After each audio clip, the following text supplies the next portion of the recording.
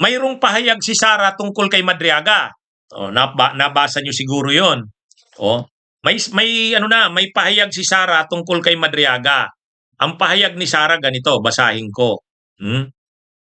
Ang sabi ni Sara tungkol kay Madriaga, mga kabunyog, mga kababayan. Ito. Madriaga as my ex-aide or bagman are inaccurate and misleading. Calling him an ex-aide assumes as fact the very lie that the perjury complaint seeks to address. He was never my aide, friend, employee, or a member of my staff in any capacity. The only person who knows him is Attorney R. Kilala of ISIP Pilipinas. I urge the media to exercise greater care in their reporting. Accuracy and fairness must always come first. Thank you. Sara C. Duterte. So ito, maiksi lang tong statement ni Sara, kahapon niya nilabas.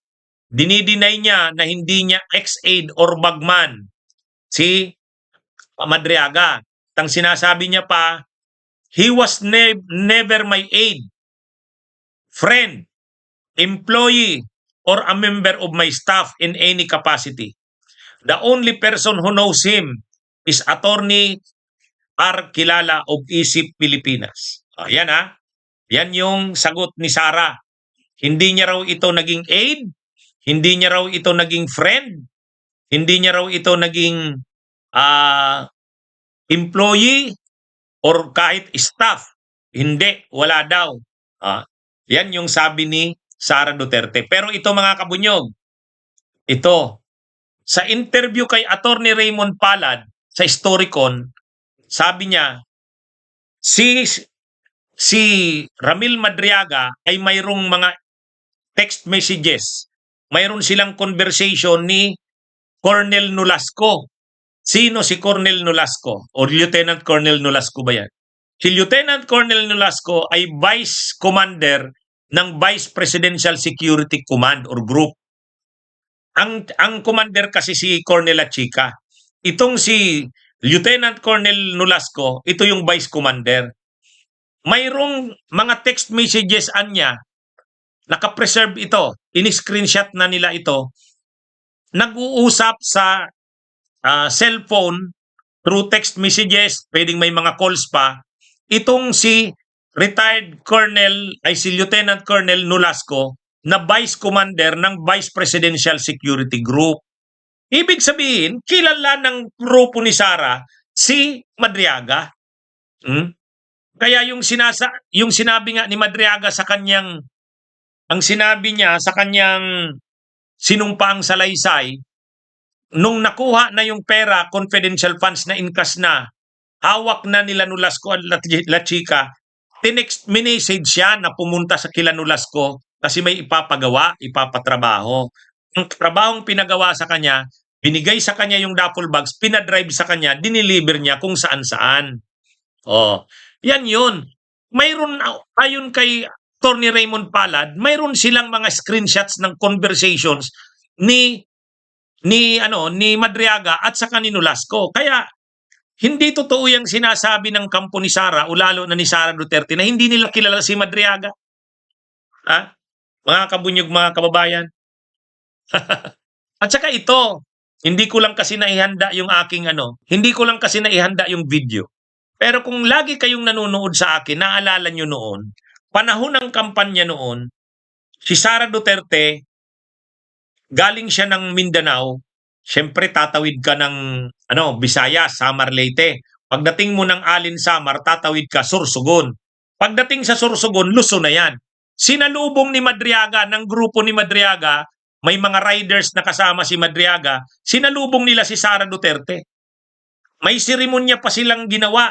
Hawak ni Sara yung bandila ng grupo nila, pinasa kay Madriaga. Sabi niya, Sir Ram, ito na. Parang tinurn over. Yung ganung role mo, hindi simple yun. Yung ganung role ay hindi simple. Ibig sabihin, ikaw yung sumalubong kay Sara doon sa Matnog at kinilala ka ni Sara. Tapos sasabihin ngayon ni Sara, hindi niya kilala si Madriaga. Di ba? Ang isa pa, yung grupo na yan na isip, Inday Sara is my president ang ibig sabihin. Founder niyan, ang convenor ay si Madriaga. Si Madriaga. O, pwede ba yon? Ikaw yung founder ng isip, kinikilala ni Sara? Ang sabi ni Sara, ang kinikilala niya raw yung isip. Ang nakakakilala raw kay Madriaga, yung attorney kilala. Ha? Eh, yung attorney kilala, nakita ko, vice president lang ni Madriaga. Ang president at ang founder o chairman nung grupo na yon, si Madriaga. Paano niya ngayon sasabihin? Paano mo ngayon sasabihin yan? Di ba? Kaya yung sinasabi ni Sara na hindi niya daw friend si Madriaga, hindi niya raw to kilala, hindi niya raw ito naging staff, hindi niya raw naging aide. Wala, as in totally wala. Ang kakilala daw ni Madriaga, yung attorney R kilala. Pero pag linabas ni Madriaga dyan yung mga ebidensya niya, nakilala siya ni Sara, recognize siya nito, mahuhubaran si Sara. Mapapahiya yan si Sara dyan. Mapapahiya yan, mga kabunyog. Kasi, hindi niya naman pwedeng basta-basta na lang sabi, tumulong sa kampanya sa kanya eh. Sa katunayan, yung picture na nakikita nyo, inauguration ni Sara yan sa Davao. Iimbitahan ka ba na pumunta sa Davao, umattend sa inauguration ni Sara kung hindi ka naman contribute ng malaki? Ibig sabihin, malaki ang naging tulong ni Madriaga sa kampanya ni Sara. May grupo siyang inorganize eh. Yung tinatawag na isip. Nakita ko yung mga post. Hindi simple yun. Naka-uniform, naka-t-shirt sila lahat ng Sara. No? Ano yun? Kaya ano ito mga kabunyog, mga kababayan, yung statement na nilabas ni Sara na binasa ko kanina na sinasabi niyang hindi niya ito kilala, maano siya dyan. Mapapahiya dyan si Sara Duterte. Mapapahiya yan, mga kabunyog. Ang isa pa, ayon kay Attorney Raymond Palad, mayroon silang screenshot ng mga conversations ni Lieutenant Colonel Nolasco, yung Vice Commander ng Vice Presidential Security Group. At ang communications ni Madriaga at sa ni Nolasco ay malinaw na kilala ng grupo ng Vice Office of the Vice President si Madriaga. Kaya mga kabunyog, mga kababayan, ano ito? Yang na yan, mai-expose si Sara Duterte dyan na nagsisinungaling. Ano lang kasi, hindi kasi nakahanda yung mga pictures ko sa ka-video. Nung diniscuss ko na yan noon, nang unang lumabas yan si Madriaga, pinakita ko na yun. Kung napanood nyo yun. Maraming video. May mga Zoom meetings ang grupo ni Sara at saka yung grupo ni Madriaga. Nandun. Iilan lang sila doon na leaders na mini-meeting ni Madriaga. Sa totoo lang, ano yan? Tapos ngayon sasabihin ni Sara, hindi niya kilala, hindi naging friend, hindi naging alalay. Hindi, wala. Totally wala. Kaya ano yan? Sabi ni Attorney Raymond Palad, abangan natin. Abangan natin sa hearing.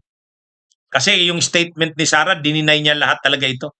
Hindi niya daw yung kilala. Kahit friend lang, hindi. Bunyog, halikan na kasama ka. Bunyog, kapag buklod ay may pag-asa. Luzon, Visayas, Mindanao, isa ang pananaw. Sa bagong Pilipinas ang bunyog isisigaw. Bunyog.